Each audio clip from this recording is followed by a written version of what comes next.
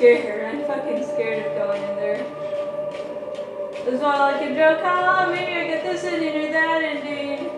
And my show is a total fucking jackass. You know?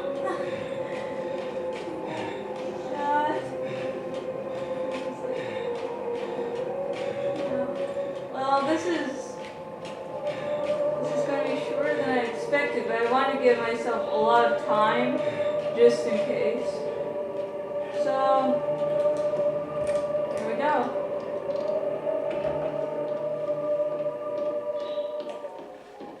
Okay, let's open, you fucker. Yeah, don't use it. What is this?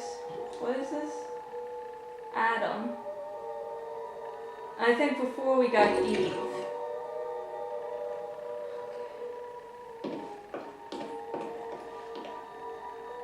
Nearly like a psychiatrist at a psychiatrist's office.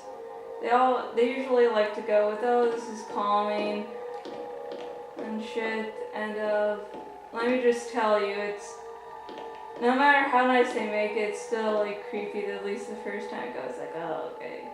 You're a stranger who's going to be telling me, hey, this or that.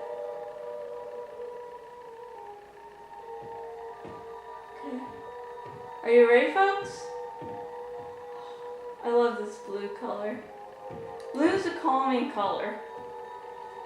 So, This is going nowhere. I'm spelling it out, but you're not listening. Your troubled school days? How you're conflicted about marriage? Your denial of death? The unfounded guilt? Abnormal sexuality? 18 years of denial. A whole universe of fantasy in that thick skull of yours. A skull teeming with agents of repression. Blind children clutching photos in the dark. Pale freaks goggle-eyed from watching home movies on loop. The term is complicated grief.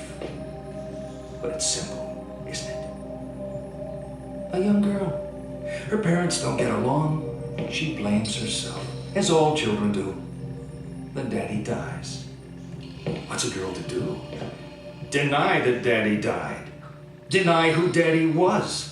What 7-year-old actually knows who their parents are anyway? So she obsesses and obsesses over this fantasy dad propping up her make-believe with scraps of a happy life that never was, scraps of a father who never existed. Wake up! Your dad wasn't a hero. Wasn't your knight in shining armor. He was a human being. You never knew him. And you never will.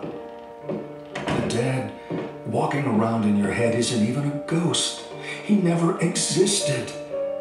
A Frankenstein's monster, a child's fantasy. But you're alive. Your mother is alive. She's not the monster you make her out to be. You need to live your life. Cheryl.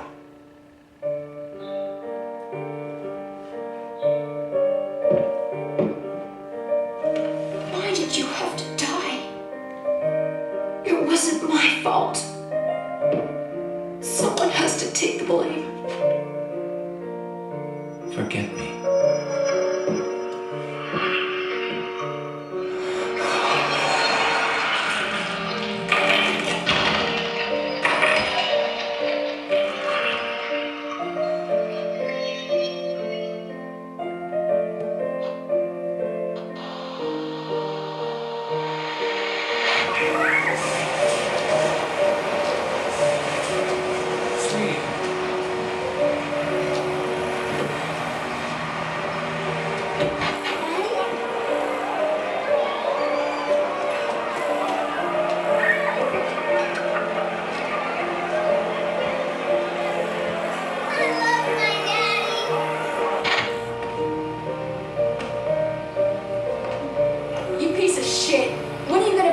Real money. You think your crap is Shakespeare? Your piece of shit novels? Nobody and raise them! Ugh. Be a man! Come on, fight back! Pathetic. To think I used to hang off your every word. Ridiculous waste of space!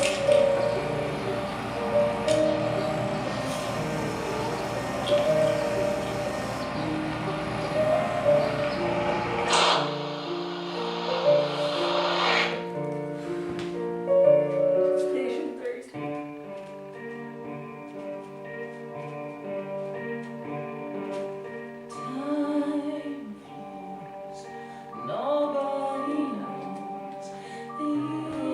I shall restrict myself to more general observations on the personality and behavioral aspects demonstrated during our time together. Detailed discussion of delusions, etc., will be saved for a more specific addendum. Thinks of self as a good thinker in the sense of relying on or trusting in logic, strong personality and sense of self-belief. Would love to be referred to with superlatives such as genius, innovator, etc. Seems to enjoy being given a problem and going to work with it. Not so crazy about the floppier, more cuddly parts of life. Can sometimes offend others, but not prepared to compromise. Seems to value commitment, certainly willing to forgo the joys of freedom for the shackles of a relationship. Might be more worried about their partner cheating than any general moral compunction. Certainly no proof. Quoted some quite amusing fantasies during session. A very sensitive soul, prides self on being kind and on enjoying life as it comes. Seems to be very unhappy when conflicts are brought up.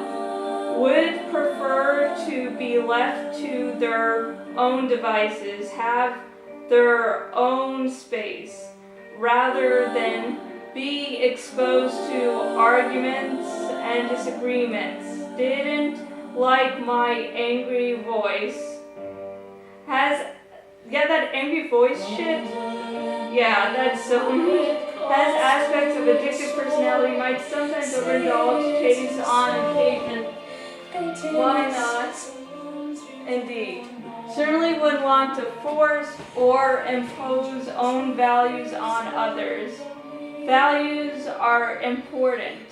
Wasn't brilliant at defining what values meant. Probably didn't want to offend me. Patient in one word. Bit of an artist. So summing up, I'm sure Patient will be back. Lots of uncovered ground. Don't believe we've seen everything yet. Might be worth going back to the start and re-examining with benefit of what we know now. Think Patient will agree? Yeah, that analysis is really me. I don't like angry voices.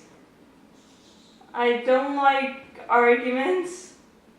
Holy shit, it did a very good job on summing me up. Really fucking good job.